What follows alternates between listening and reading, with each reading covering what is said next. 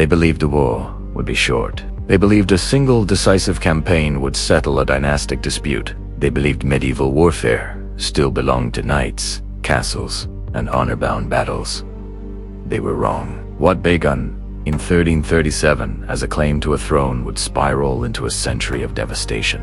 A war that outlived kings. A war that consumed generations. A war that transformed how armies fought, how states governed, and how societies survived.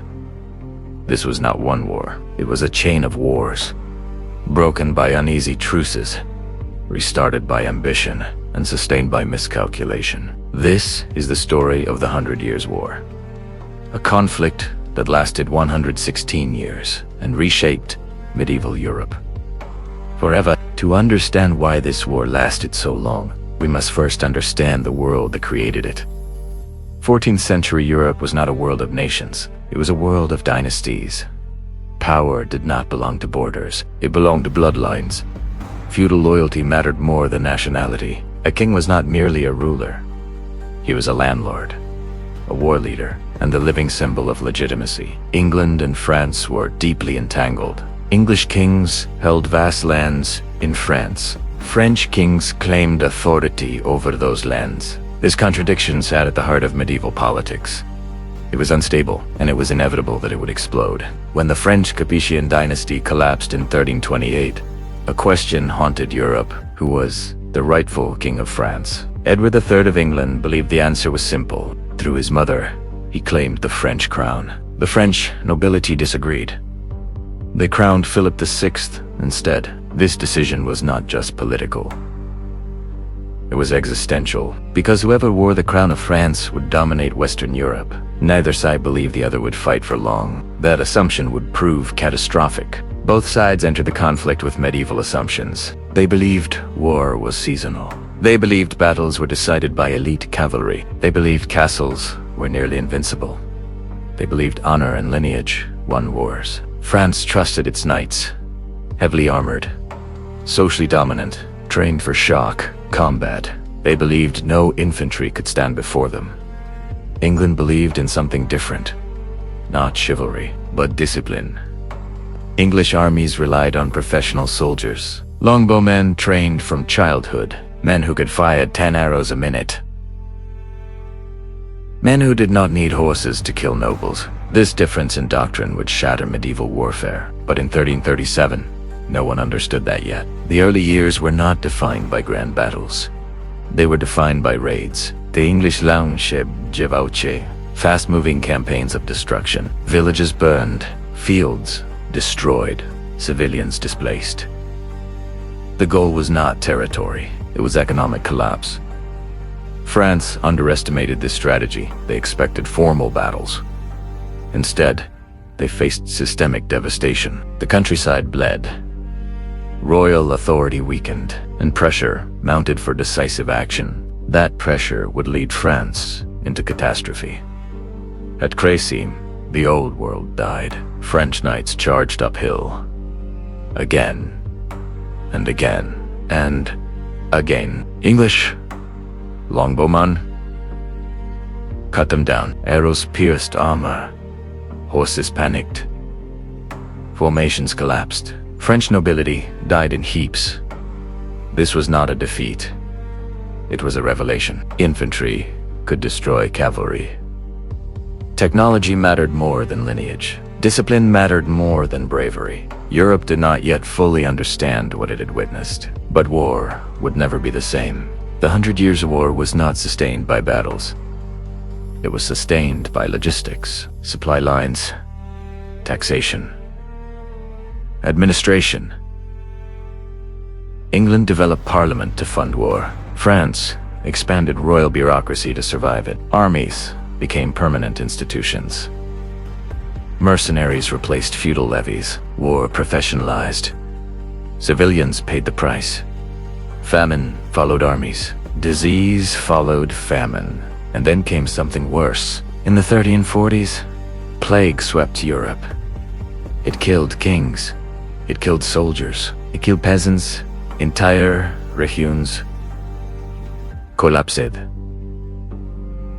The war slowed But it did not stop, because the causes of the war remained unresolved, and when populations recovered, the fighting resumed. At Poitiers, history repeated itself. French knights charged, English arrows answered. The French king was captured, the monarchy humiliated. France descended into internal chaos, peasant revolts, noble rebellions, economic collapse. England believed victory was inevitable. That belief would cost them everything. England held territory, but could not govern it. French resistance adapted. Guerrilla tactics emerged. Castles became liabilities. Supply lines stretched thin. The war transformed again. Less chivalry, more survival. Under Charles V, France changed strategy. Avoid major battles. Target supply lines. Rebuild administration. Centralized authority. The English advance stalled, not because England lost strength, but because France learned. By the 15th century, war had evolved. Cannons shattered castles. Standing armies replaced feudal hosts. France embraced artillery. England struggled to adapt. And then came a symbol. Not a general, not a king, but a peasant girl. Joan did not change tactics. She changed morale. She gave France belief. Belief mobilized armies. Armies changed outcomes. At Orleans, the tide turned. English dominance ended. French momentum surged. By 1453, England was gone from France. The war ended quietly. No grand treaty. No celebration. Just exhaustion. But Europe had changed. Feudalism was dying. The modern state was being born. The 100 Years' War teaches one brutal truth. Wars last when no one understands them. Miscalculation prolongs suffering. Adaptation decides survival. And power belongs not to those who start wars, but to those who learn fastest. This war was not about a crown. It was about transformation, and its cost was paid by generations who never chose it. By the late 14th century, something fundamental had changed. The war was no longer driven by feudal obligation. It was driven by states. Kings no longer relied on temporary noble levies. They raised permanent armies. They taxed populations continuously. They built bureaucracies capable of sustaining war for decades. This transformation did not happen overnight. It was forced by necessity.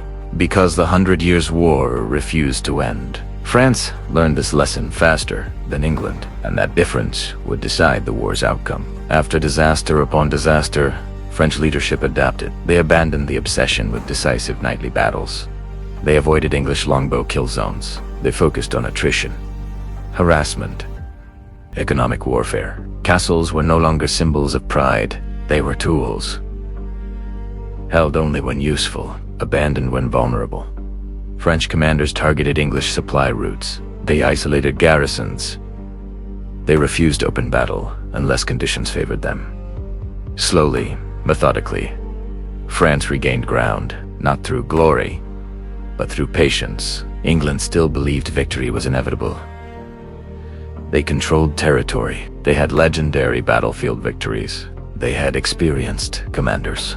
But they misunderstood one critical reality. Holding land is not the same as controlling a population. English garrisons were surrounded by hostility. Supply convoys were ambushed. Local resistance bled them dry. Every mile of territory cost manpower. Every castle demanded soldiers. England's economy strained under the weight of endless war. Parliament resisted higher taxes. Political unity cracked, and England slowly began fighting itself. For civilians, the 100 Years' War was a nightmare without pause. Fields were burned repeatedly. Villages rebuilt only to be destroyed again. Famine followed armies. Disease followed famine. Banditry thrived in lawless regions. Mercenary companies roamed freely. When truces were signed, soldiers did not disappear. They turned into outlaws. Entire regions were emptied. Population decline reshaped Europe's economy. This was not heroic war. It was systemic collapse. In 1415, England attempted one final gamble. King Henry V launched a renewed invasion of France. He believed discipline and longbows could still dominate. At Agincourt, he was right. Once again, English archers annihilated French knights. Mud replaced maneuver. Armor became a liability. France suffered catastrophic losses. Europe watched in disbelief. It appeared the war was decided. But Agincourt was a victory of tactics, not strategy. England won the battle, but lost the war's future. Agincourt devastated French nobility. But France, as a state, survived. Its population was larger, its economy deeper, its administrative capacity stronger. England lacked the manpower to exploit victory. Every success increased resistance. Every occupation fueled rebellion. England held cities. France held time. And time favored France. By the 1420s, France was exhausted. Its legitimacy shattered. Its morale broken. Then appeared Joan of Arc. She brought no new weapons, no new tactics, but she brought belief. Belief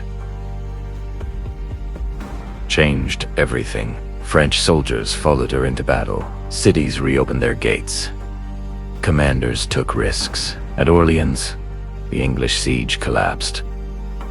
Not because of superior force, but because momentum shifted. Psychological warfare proved decisive. Joan was captured, executed, but the transformation she ignited could not be reversed. While legends dominated memory, technology shaped reality. Cannons improved rapidly. Stone walls crumbled. Castles lost strategic value. France invested heavily in artillery. England did not. Sieges shortened. Fortifications modernized. War became industrial, expensive, relentless.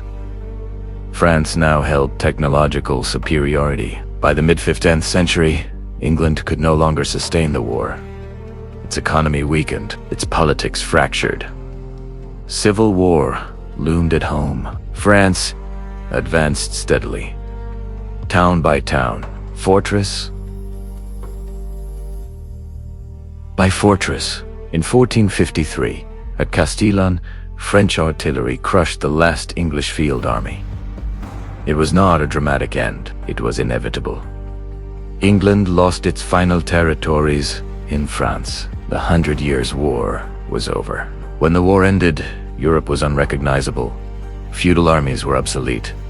Standing armies dominated. Gunpowder ruled battlefields. Centralized taxation became permanent. National identity began replacing feudal loyalty. France emerged, unified and powerful. England turned inward, descending into civil war.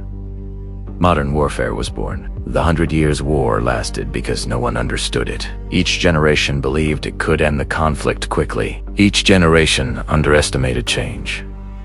War evolved faster than leaders adapted. Victory belonged not to the strongest, but to the most flexible.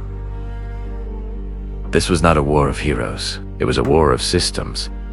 And systems endure longer than men. In 1453, the war officially ended. But peace did not arrive with celebration. There were no parades, no triumphal marches across Europe. Only silence. Fields lay abandoned. Cities were hollowed out. Entire generations had known nothing but war. The 100 Years' War did not conclude with victory. It concluded with exhaustion. France emerged, transformed, not merely victorious, but centralized. For the first time, the French crown possessed a permanent standing army, a centralized tax system, state-controlled artillery, professional officers loyal to the crown, not to feudal lords. The monarchy had learned a brutal lesson. Survival required structure, not chivalry. This was the birth of the modern French state. England returned home, defeated, but worse than defeat was instability. The war had drained its treasury. Its nobility had grown restless, its political system fractured under pressure. Within 2 years, England descended into civil war. The Wars of the Roses followed. The 100 Years' War did not end English conflict. It exported it inward. England would not become a European land power again for centuries. The war destroyed the medieval way of fighting. Feudal levies were unreliable. Knights were expensive and vulnerable. Castles were no longer invincible. The battlefield now belonged to infantry formations, gunpowder, artillery, professional soldiers paid by the state. Warfare became less personal, more mechanical, more bureaucratic. Violence scaled beyond individual heroism. The 100 Years' War proved something new. Technology could decide history. Longbows reshaped early battles. Cannons reshaped late ones. Stone walls collapsed under iron shot. Armor became obsolete. Those who adapted survived. Those who did not vanished. This lesson would repeat across centuries. Most victims were never soldiers. They were farmers, merchants, children, women. The war normalized total devastation, scorched earth tactics, forced starvation, population displacement. Civilian suffering was no longer collateral, it was strategy. This was a terrifying evolution, and it would define future wars. Before the war, loyalty was local, to a lord, to a village, to a region. After the war, something changed. People began to think in national terms. French, English. Language replaced lineage, borders replaced personal allegiance. The 100 Years' War unintentionally created nationalism. This war did not last because of hatred. It lasted because of miscalculation. Every generation believed it, understood warfare better than the last. Every generation repeated the same mistake, underestimating change, overestimating tradition, confusing past victories with future certainty. Empires fell into the same trap again and again. The 100 Years' War teaches us timeless truths. Victory without sustainability is illusion. Battles do not win. Wars systems do. Logistics decide outcomes before armies meet. Technology punishes those who cling to tradition. Psychology can shift history faster than weapons. Overconfidence is more lethal than the enemy. These lessons did not expire. They echo through every modern conflict. When historians say the Middle Ages ended, they are not speaking metaphorically. The 100 Years' War shattered the medieval world. In its place emerged modern states, modern armies, modern taxation, modern suffering. It was not progress without cost. It was transformation through destruction. The 100 Years' War reminds us of something uncomfortable. Wars do not end because people grow wiser. They end because systems collapse, because societies can no longer endure the cost, because misjudgment accumulates until nothing remains. This war lasted a century not because it was inevitable, but because no one knew how to stop it. And that may be its most dangerous lesson of all.